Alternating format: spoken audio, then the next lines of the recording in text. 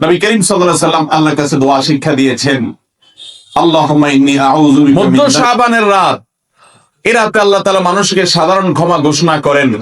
যাদের মনে হিংসা নাই, যাদের মনে মানুষের প্রতি বিদ্বেষ শত্রুতা নাই, এবং যারা শিরকে লিপ্ত না, এই মানুষগুলো ছাড়া বাকি মানুষগুলোকে মধ্য শাবানের রাত, যেটাকে আমরা শবে বরাত বলি, হাদিসের ভাষ্য শবে বরাত নয়, হাদিসের ভাষ্য হলো লাইলাতুন নিসফি মিন শাবান, সেই রাতে আল্লাহ রাব্বুল আলামিন বান্দাকে সাধারণ ক্ষমা ঘোষণা করেন।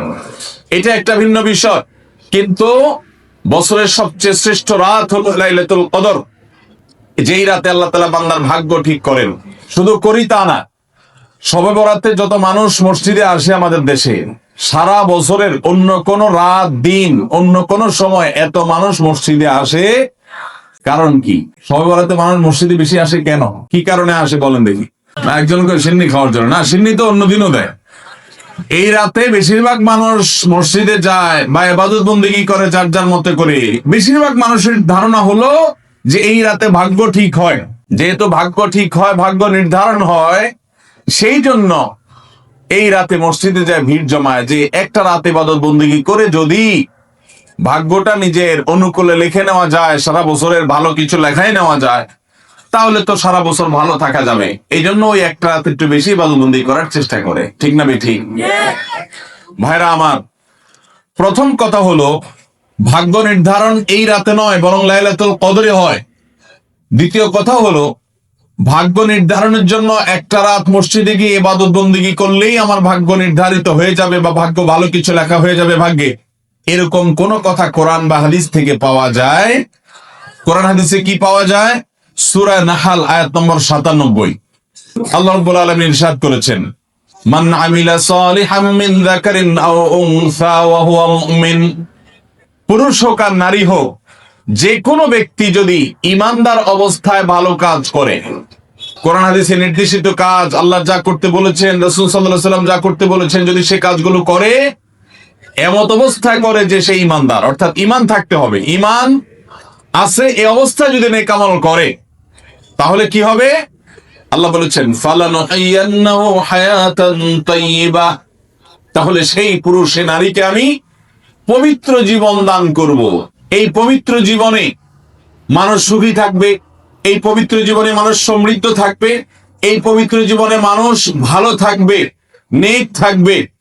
ওয়ালানাজজিয়ান্নাহুম আজরাহুম বিআহসানি মা কানু ইয়ামালুন, এবং এই ইমানদার নারী পুরুষরা যদি নেক আমল করে, ভালো কাজ করে যদি সব সময়, তাহলে সেক্ষেত্রে আল্লাহ বলেছেন তারা যে ভালো কাজ করেছে ওইটা সবচেয়ে উত্তম বিনিময় আমি তাদেরকে দান করব।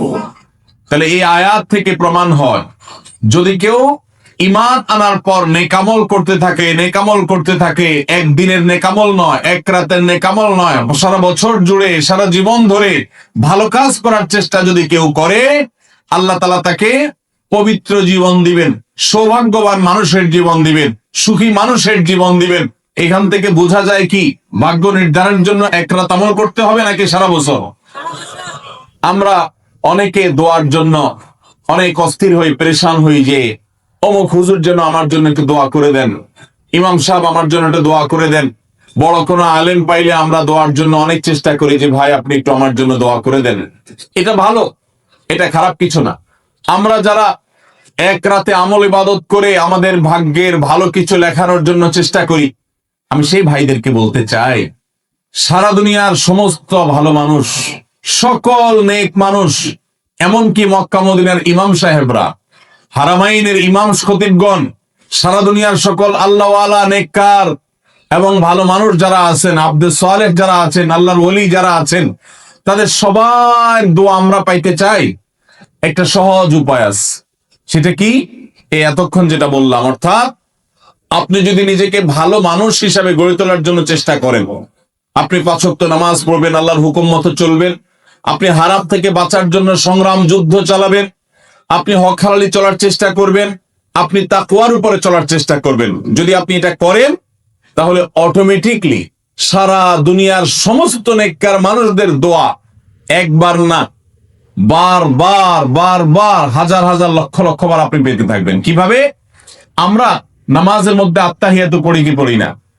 এই আত্মায়াতের মধ্যে একটা কথা আছে, আসসালামু আলাইনা ওয়া আলা ইবাদিল্লাহিস সালিহিন। এর অর্থ কি?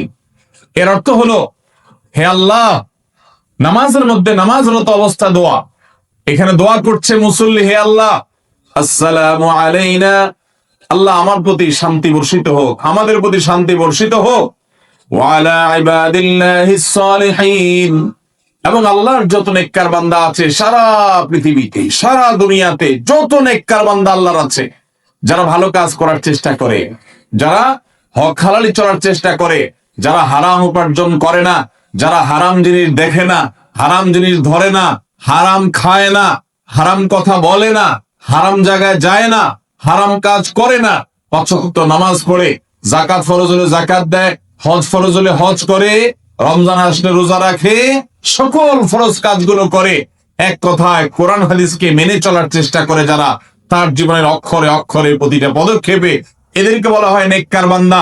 নবী করিম সাল্লাল্লাহু আলাইহি ওয়াসাল্লাম আল্লাহর কাছে দোয়া শিক্ষা দিয়েছেন, আল্লাহুম্মা ইন্নী আউযু বিকা মিন দারকিল বালা, আল্লাহুম্মা ইন্নী আউযু বিকা মিন সুইল কাদা। আল্লাহ, আপনার কাছে আমার ভাগ্যের ক্ষতি থেকে আমি আপনার কাছে পানা চাই, অর্থাৎ আমার তাকদীরে কাজার মধ্যে যদি কোনো ক্ষতিকর কিছু আপনি লিখে থাকেন, তাহলে সেই সুউল কাজা, এটা থেকে আমি আপনার কাছে পানা চাই। অতএব এই মর্মে আল্লাহর কাছে যত বেশি আমরা দোয়া করব, আল্লাহ রাব্বুল আলামিন আমাদেরকে তত বেশি হেফাজত করবেন। আল্লাহ তাআলা আমাদের নসিবে দুনিয়া এবং আখিরাতে, ইহকালে এবং পরকালে ভালো কিছু লেখেন, আমাদের নসিবে যেন ভালো কিছু হয় সেই তৌফিক আল্লাহ তাআলা আমাদেরকে দান করেন। আমরা সবাই আমলগুলো করবো তো ইনশাআল্লাহ। আল্লাহ আমাকে আপনাকে আমাদের সবাই আমলের তৌফিক দান করুন। আস-সুন্নাহ ফাউন্ডেশন, উম্মার স্বার্থে সুন্নাহর সাথে।